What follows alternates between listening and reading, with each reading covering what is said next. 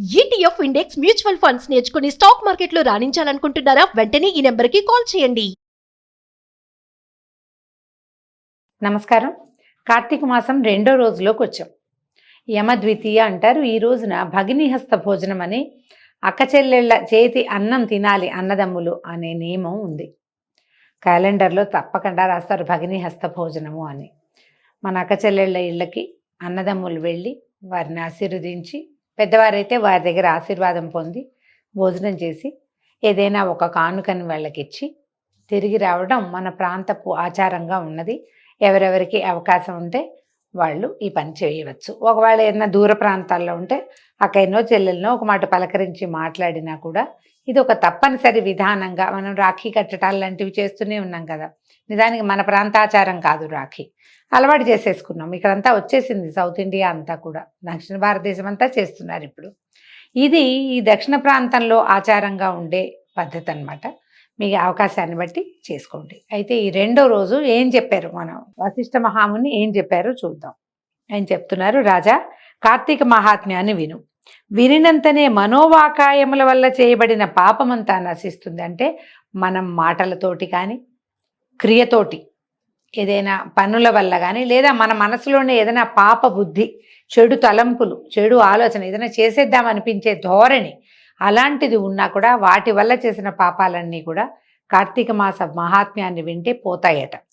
కార్తీక మాసం ముందు శివప్రీతిగా సోమవార వ్రతమాచరించే వాళ్ళు కైలాసవాసిగా అవుతాడు. ఈ కార్తీకంలో సోమవారమున స్నానం కానీ దానం కానీ జపం కానీ చేసిన ఎడల ఆ 1000 అశ్వమేధ యాగాల ఫలితాన్ని పొందుతారు. ఇందులో ఎలాంటి సందేహము లేదు. కార్తీక మాసమందు 1 ఉపవాసము, 2 ఏకభుక్తము, 3 రాత్రి భోజనము, 4 అయాచిత భోజనము, 5 స్నానము, 6 తిలదానము, ఈ 6 ఉపవాస సమానాలుగా అవుతాయని చెప్పబడింది. శక్తి గలవాడు పూర్తి ఉపవాసం చేయవలను. అందుకు శక్తి లేని వాళ్ళు రాత్రి భోజన నియమాన్ని చేయాలి. అందుకు శక్తి లేని వాళ్ళు ఛాయానక్తం అంటే ఏమిటి? ఛాయానక్తము సూర్యకాంతి కొంచెం తగ్గాక, అంటే మధ్యాహ్నం అయిన తర్వాత తన కొలతతో రెట్టింపు కొలతకి నీడ తగని, మనం నిలబడితే మన నీడ డబల్ పడాలన్నమాట. అలా గనక పడితే అంటే 3, 3:30కి అట్లా అవుతుంది. ఆ సమయంలో భోజనం చేయటం, లేదా అలా కూడా అప్పటిదాకా ఖాళీ పొట్టతోటి ఉండలేని వాళ్ళైతే బ్రాహ్మణులను ఎవరినైనా భోజనానికి పిలిచి వారితో సహా పగలే భోజనం చేయాలి. ఇది గృహస్థులకు శక్తి అందును అన్ని విధాల ప్రతివారికి విధించబడింది. ఎవరైనా ఇది ఇలా చేసుకోవచ్చు అన్నమాట. ఎవరితోటైనా కలిసి భోజనం చేయటం అంటే వేరే వారికి, ఇతరులకి భోజనం ఇచ్చి వారితో కలిసి భోజనం చేయటం కూడా ఉపవాసంతో సమానమైన ఫలితాన్ని ఇస్తుందని చెప్పారు. మానవులు కార్తీక మాసమందు కార్తీక వ్రతాల్లో దేన్నైనా ఆచరించని ఎడల, అంటే ఇన్ని చెప్పారుగా, ఇన్ని రకాలు, వీటిల్లో ఏ ఒకటి కూడా చేయకపోతే కనుక 8 యుగాలు నరకమందు, కుంభీపాకంలోనూ, రౌరవంలోనూ నానా బాధలు పడతారట. కార్తీక సోమవారమందు ఒకవేళ భర్తలు గనక లేనివారు, ఈ జన్మలో ఏదో ఒక ఇబ్బంది వల్ల భర్తని కోల్పోయిన వారు కనుక ఈ కార్తీక మాసంలో సోమవారాల నాడు యథావిధిగా ఉపవాసం చేసి పరమేశ్వరుని పూజిస్తే కనుక శివలోకాన్ని పొందుతారు. అందరూ చెయ్యొచ్చు అని చెప్పడం కోసమే ఈ వాక్యం చెప్పబడిందండి. స్త్రీలు కానీ పురుషులు కానీ ఎవరు కార్తీక సోమవారం అందు నక్షత్రాలు చూసి రాత్రి భోజనం చేస్తారో వాళ్ళ యొక్క పాతకాలు అగ్ని యందు వేయబడిన దూది వలె నశించిపోతాయి. అగ్నిలో దూది వేస్తుందని క్షణంలో మాయమైపోతుంది. అలాగా పగలు ఉపవాసం ఉండి రాత్రి భోజనం చేయాలన్నమాట. అలా చేస్తే పాపం నశిస్తుంది. కార్తీక సోమవారం మందు శివలింగమునకు అభిషేకము, పూజ చేసి రాత్రిపూట భుజించేవాడు శివుడికి పరమ ప్రీతికారకుడు అవుతాడట. ఈ విషయాన్ని గురించి తెలిపేటువంటి ఒక కథ ఉంది, చెప్తున్నారు. ఏమట? ఇది వినేవారికి చెప్పేవారికి కూడా పాపనాశనం అవుతుందట. పూర్వము కాశ్మీర దేశంలో ఒకానొక పురోహితుని కూతురు స్వాతంత్ర నిష్ఠురి అనే పేరు కలిగినటువంటి ఒక చక్కటి అందమైన అమ్మాయి ఉండేదట.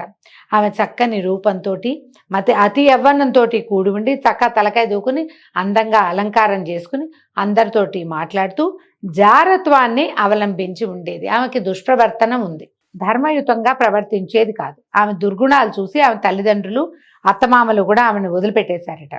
అయితే ఆమె భర్త పేరేమిటి? సౌరాష్ట్ర దేశీయుడైన మిత్రశర్మ భర్తట. ఆయన వేదాంగ పారంగతుడు, ఎన్నో చదువుకున్నాడు. ఏం చదివాడు? ఋగ్వేద, యజుర్వేద, సామ, అధర్వణ వేదాలు చదువుకున్నాడు. తర్వాత ఏమో శిక్ష, వ్యాకరణము, ఛందస్సు, నిరుక్తము, జ్యోతిష్యము, కల్పము అని చెప్పబడేటువంటి వేదాంగాల్ని కూడా చదువుకున్నాడు. వీటిని సంపూర్ణంగా చదివిన వాడిని వేద పారంగతుడు అంటారు. వేదాంగ పారంగతుడుగా ఉన్నాడు. సదాచారవంతుడు, సమస్త భూతములందు దయగలిగిన వాడు. అయితే అసలు ఏనాడు అబద్ధాలు చెప్పేవాడు కాదు. ఎన్ని తీర్థాలో సేవించాడు. నిరంతరము శుచిగా ఉండేవాడు. ఎంత ఉత్తమ గుణాలు కలిగినవాడు.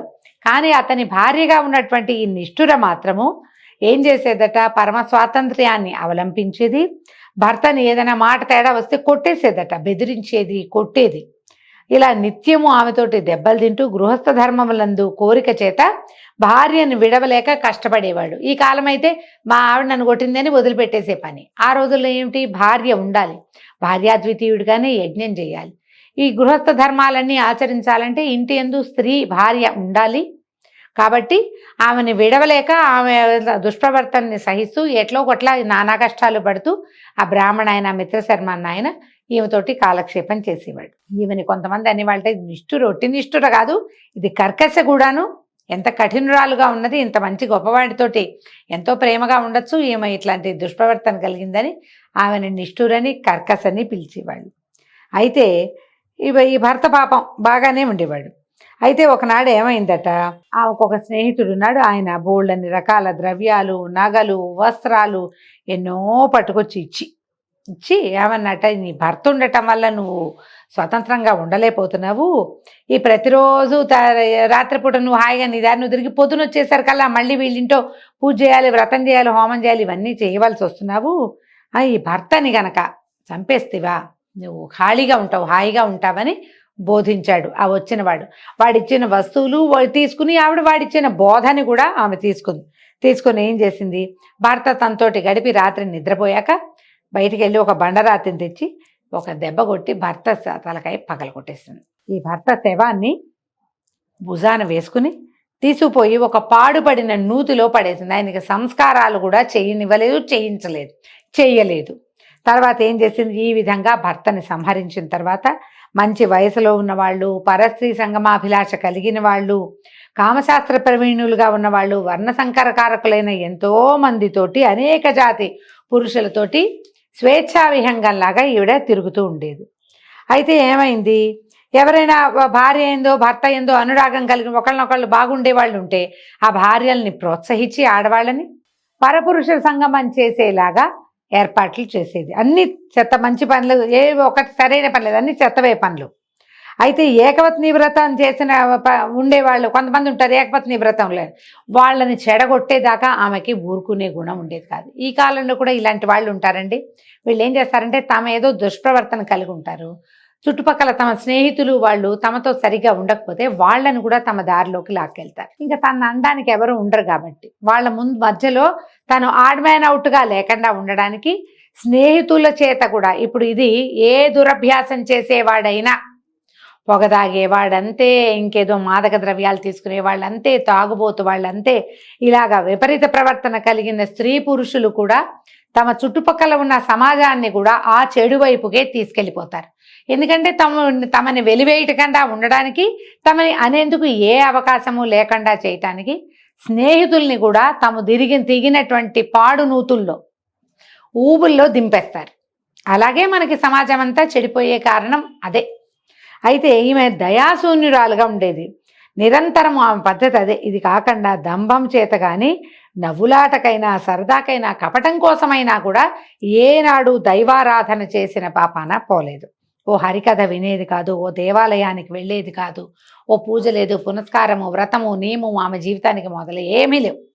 అంతా దుష్ప్రవర్తనే. అయితే ఏమైంది, క్రమంగా ఎన్నాళ్ళు ఈ వేషం ఉంటుందండి, యవ్వనం ఎక్కువ కాలం ఉండదు కదా.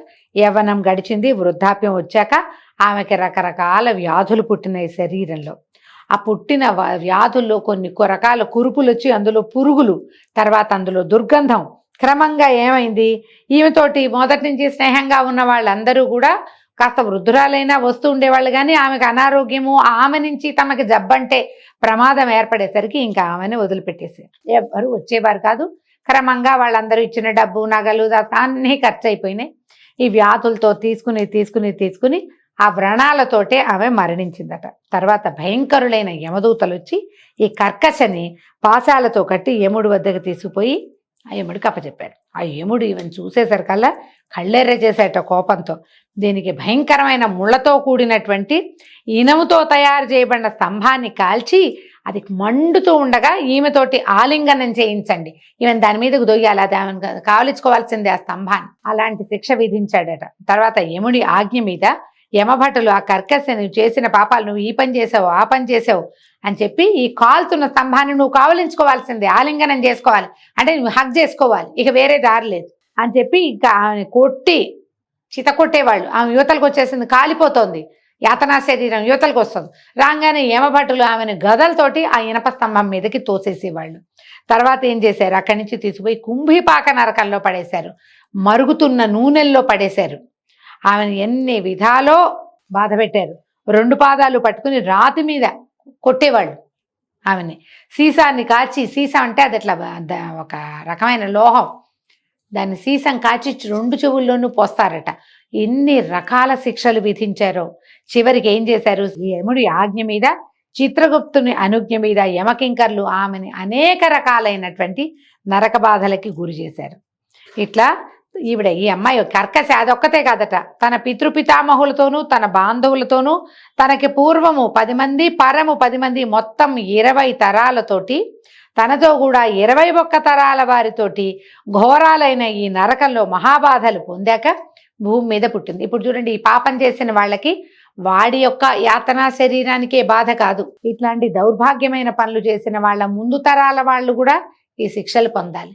వీళ్ళ తర్వాత వాళ్ళ వంశంలో పుట్టిన వాళ్ళు కూడా అదే శిక్షను పొందవలసి వస్తారు. అందుకని తప్పులు చేయకూడదని చెప్తారు. తర్వాత ఏమైంది, భూమి మీద పుట్టింది. ఈ పుట్టిన తర్వాత ఇది ఎట్లా పుట్టిందట, 15 సార్లు కుక్కగా జన్మించింది. అందులో 15వ జన్మల్లో ఏమైందట, కళింగ దేశంలోని ఒక బ్రాహ్మణుని వాకిట్లో కుక్కగా పుట్టి ఇంటింటికి తిరుగుతూ ఉండేదట. ఓ జనక రాజర్షి విను. ఇలా ఉండగా ఒకనాడు ఆ బ్రాహ్మణుడు కార్తీక మాసమందు సోమవారం పగలంతా ఉపవాసం చేసి ఇంట్లో శివలింగాభిషేకము పూజాదులు చేసి నక్షత్ర మండలాన్ని చూసి ఇంటికి వెళ్ళి దేవనివేదన చేసి బలిదానం కోసము బయటికి వచ్చి భూమి మీద బలిని ఉంచాడు. బలిదానం అంటే ఏం చేసేవాళ్ళు, ఇంట్లో వండిన వంటలో కొంత భాగాన్ని తీసుకెళ్ళి దారిలో ఉంచటం అనేది ఒక విధానం ఉండేది. పశుపక్షాదుల కోసమే ఉంచేవాళ్ళు. తీసుకెళ్ళి ఈయన ఏం చేశాడు, దారిలోకి వెళ్ళి రోడ్డు మీదకి వెళ్ళి ఒక బలి అన్నాన్ని అక్కడ వదిలిపెట్టాడు. వదిలిపెట్టి ఏం చేశాడు, పెంచాక కాళ్ళు కడుక్కుని ఆచమనం చేసి ఇంట్లోకి వెళ్తున్నాడు. వెళ్తుంటే ఈ కుక్క ఉంది కదా, ఈ కర్కశ 15 సార్లు పుట్టింది. ఈ 15వసారి పుట్టినప్పుడు ఈ చుట్టుపక్కలే ఉంది. అది ఏం చేసిందట, పగలంతా ఆహారం లేదు దానికి. సోమవారం నాడు డే అంతా పగటిపూట అంతా కూడా ఉపవాసం ఉంది. కృషించిపోయి ఉందిట, బక్కచిక్కిపోయింది. కార్తీక సోమవారం నాటి సాయంకాలమున ప్రదోష సమయంలో ఆ బలి అన్నాన్ని భుజించిందట. ఎప్పుడైతే ఈ బలి భోజనం తినేసరికి ఈ కుక్కకి పూర్వజన్మ స్మృతి కలిగింది. ఇది దైవ నివేదన చేయబడినటువంటి అన్నం. పైగా ఆ రోజంతా ఉపవాసం ఉంది. ఉపవాసం ఉండి రాత్రిపూట ఇల్లు వాకిళ్ళు తిరుగుతూ ఆకాశాన్ని చూసే ఉంటుంది. నక్షత్ర దర్శనం అయిన తర్వాత భోజనం చేసింది కుక్క. దానికి పూర్వజన్మ స్మృతి కలిగింది. తను ముందు జన్మలో ఏం చేశానో, తన యాతనా శరీరం ఎన్ని బాధలు పడిందో, తను ఎన్నిసార్లు కుక్కగా జన్మించిందో మొత్తం లైన్ అంతా, ఆ వరసంతా ఆమెకి కనపడింది. కనపడేసరికల్లా గట్టిగా ఎరుస్తూ చెప్పిందట ఇట్లా, ఓ బ్రాహ్మణోత్తమ నన్ను రక్షించు రక్షించు అన్నది. అనేసరికల్లా ఆశ్చర్యపోయాడు బ్రాహ్మణుడు. ఆయన గుమ్మ లోపలికి వెళ్తున్నాడు, గబగబా బయటకు వచ్చాడు. ఈ తర్వాత అడిగాడు, ఓ శునకమా, మా ఇంట్లో ఏం చేసావు, నువ్వెందుకు రక్షించమని అడుగుతున్నావంటే ఆ కుక్క ఇట్లా చెప్పిందట, ఓ బ్రాహ్మణోత్తమ విను, నేను పూర్వజన్మలో ఒక బ్రాహ్మణ స్త్రీని, అనేక పాపాలు చేశాను, కులటని వర్ణసంకరం చేశాను, అన్య పురుషులతోటి గడిపి నా భర్తని స్వయంగా సంహరించాను, అనేక పాపాలు చేయటం వల్ల చచ్చి యమలోకానికి వెళ్ళి ఎన్నో బాధలు పడి ఇప్పటికి 15 సార్లు కుక్కగా జన్మించాను. ఇప్పుడు నాకు నా జాతి స్మరణ కలిగింది. నేను ఇన్ని మాటలు పుట్టానని, ఇంతకుముందు చచ్చిపోయానని, అంతకుముందు మనిషిగా పుట్టి చచ్చిపోయానని, ఆ చనిపోకముందు నేను ఈ పాపకర్మాలన్నీ చేశానని, నా యాతనా శరీరం ఏం బాధపడిందో అదంతా నాకు తెలిసిపోయింది. ఆ దుఃఖాన్ని నేను సహించలేకపోతున్నా. మనం చేసిన పాపం గుర్తొస్తే దుఃఖమే, ఎందుకు చేశానా అనిపిస్తుంది. అసలు నాకు గుర్తెందుకు వచ్చిందో నాకు అర్థం కావటం లేదు. నాకు ఈ జాతి స్మరణ ఎలా కలిగిందో చెప్పు, నన్ను ఇందులోంచి రక్షించు. ఈ కనపడుతున్న నా జాతిని, ఆ కనపడుతున్న ఆ వరసని నేను సహించలేకపోతున్నానని పరిపరి విధాలుగా మురిగి ఏడ్చిందట. అప్పుడు ఈ బ్రాహ్మణోత్తముడు ఈ మాట విని తన జ్ఞాన దృష్టితో చూసి తెలుసుకుని ఇట్లా చెప్పాడట, ఓ కుక్క, ఓ శునకమా, ఈ కార్తీక సోమవారం నాడు ప్రదోష సమయం వరకు భుజించకుండా ఉండి ఇప్పుడు నేను పెట్టినటువంటి ఈ బలిని భక్షించావు కాబట్టి నీకు జాతి స్మృతి కలిగింది అన్నప్పుడు ఈ కుక్క మళ్ళీ బ్రాహ్మణోత్తముడిని అడిగింది, ఎట్లా నాకు ఈ జీవితం నుంచి విముక్తి లభిస్తుందో చెప్పు అంటే అప్పుడు ఆయన ఏం చేశాడట, ఈ బ్రాహ్మణుడు పరోపకార బుద్ధితోటి కార్తీక సోమవారాలయందు తాను చేసిన పుణ్యంలో ఒక్క సోమవార వ్రత పుణ్యాన్ని ఈ కుక్క పేరు చెప్పి దానికి దానం చేశాడు, ధారపోసాడట.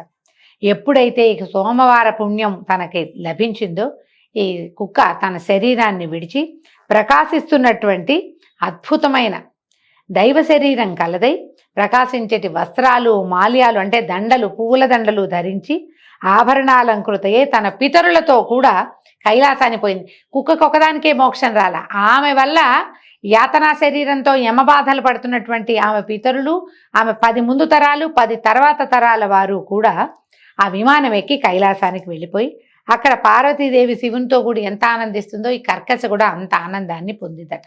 కాబట్టి కార్తీక మాసమందు సోమవార వ్రతము ఆచరింపతగినది. ఎవడు కార్తీక సోమవార వ్రతాన్ని చేస్తాడో వాడి మోక్షం వాడి చేతిలో ఉన్నట్టేనట.